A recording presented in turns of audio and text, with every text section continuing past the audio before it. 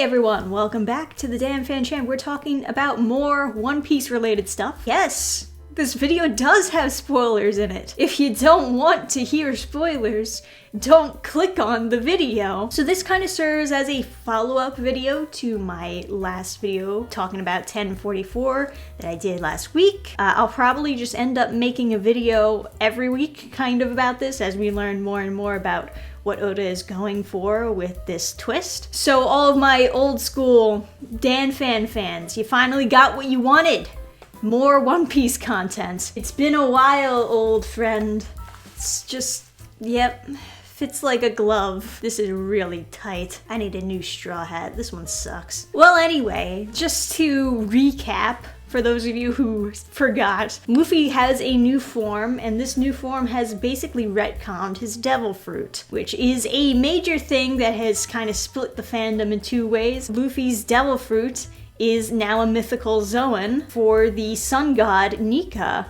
And what that entails was kind of up in the air, but based on the last chapter, people were thinking that they're going in a tune direction with this, which is definitely something that would split up the fandom even more, because there are two types of One Piece fans: the fans that accept the goofy parts of One Piece, and then the fans that completely ignore those goofy parts of One Piece and pretend that they don't exist. They're more interested in One Piece going in more serious direction as the series goes on, whereas one side doesn't mind the goofiness and doesn't mind if it stays around. And One Piece has been steadily going in a more serious direction, and now it kind of feels like we're taking a step back to let it be more goofy again. But yes, we can confirm in chapter 1045 that Luffy's powers do take a toon approach. It is cartoon logic.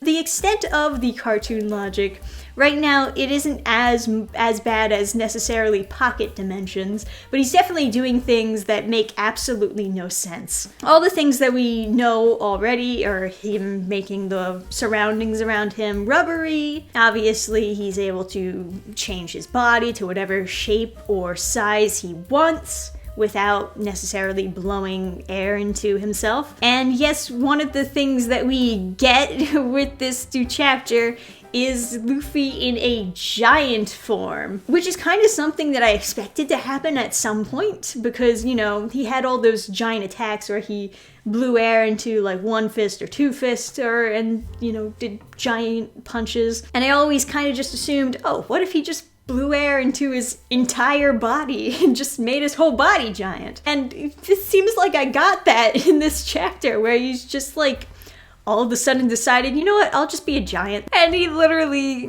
uses Kaido as a jump rope in this giant form, because we are going with the toon logic. Now, Kaido recognizes that this power is definitely not a rubber paramecia. It is something different, and he even notes that a transformation like this is more common with mythical Zoans. So he kind of knows something's up. Luffy doesn't really care. He's not really listening to what Kaido's saying. Now, because of Luffy's complete random cartoonish logic in this fight, Kaido doesn't really know how to fight him or how to go about this, because, I mean, it really is random. Inside of Kaido, and he uses the pupils of his eyes as a method, like they're holes that lead to the outside of his body.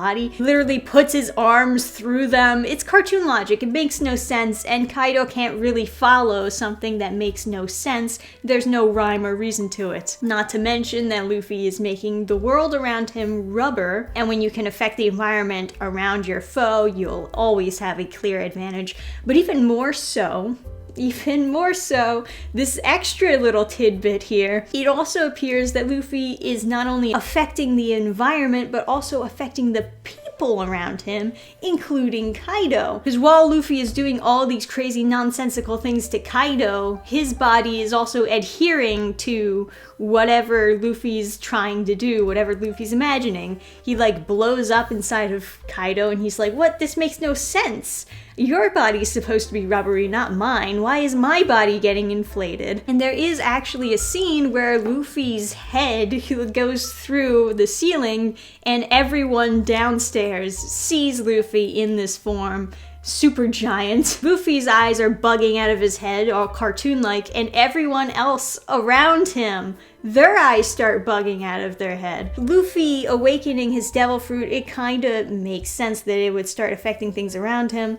Since it is kind of like a Toon devil fruit, it would make sense that other things around him would adhere to Toon logic, but I didn't think that awakening would affect people. Because it's not like Dofi could turn Luffy into strings. He was just turning the buildings into strings to kind of limit Luffy's footing. And that made sense, and that seemed like it was, for the most part, balanced. I don't know how I feel about necessarily Luffy being able to spread his power onto other living people around him. And I hear some people talking about, well, maybe this is like foreshadowing how Luffy's armies are gonna be fighting. Maybe Luffy like extends his power onto his army, and then you don't have just one Toon guy to deal with, you got 1,000,000 Toon guys to deal with.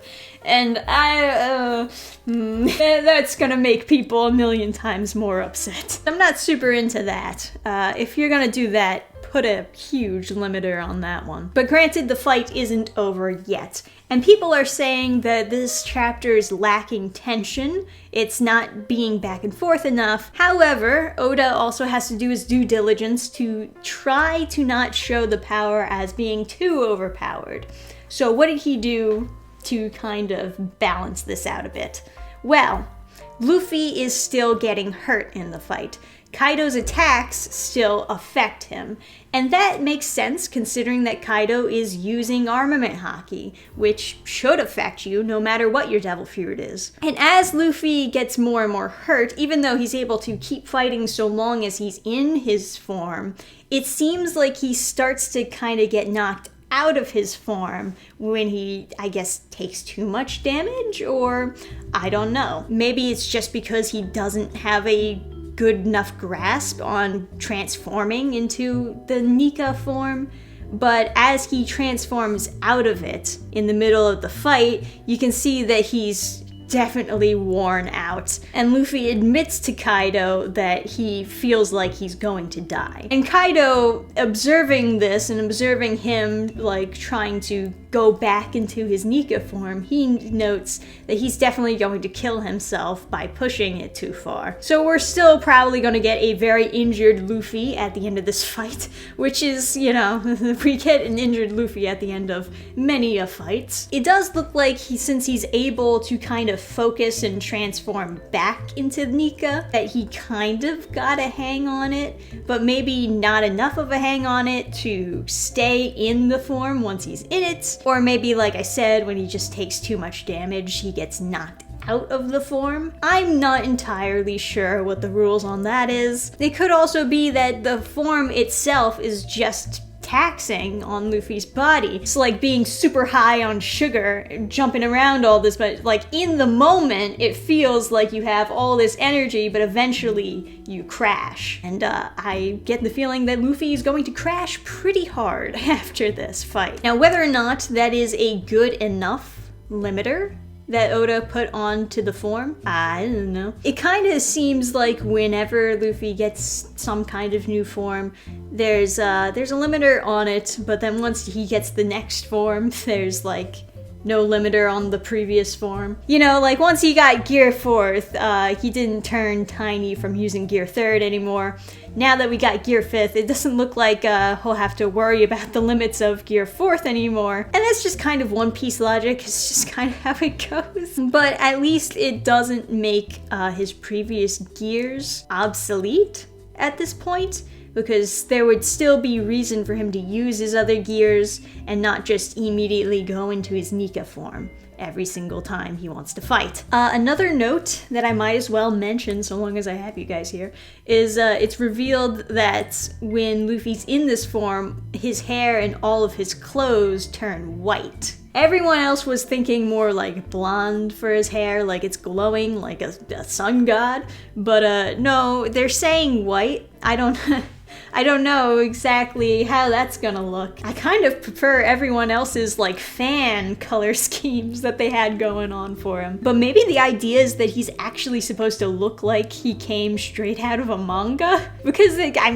Kaido does have this one throwaway line where he's like, oh, it looks like something that came out of a kid's picture book, which is probably more so just a line referring to the fact that he looks like a toon when he's doing all these toonish things. I hope that I get to see an actual canon colored version of this soon, because I am interested in what the color scheme would look like based on how they're describing it. You know, given that this is basically a toon ability, I have no fucking clue what it has to do with Nico the Sun God.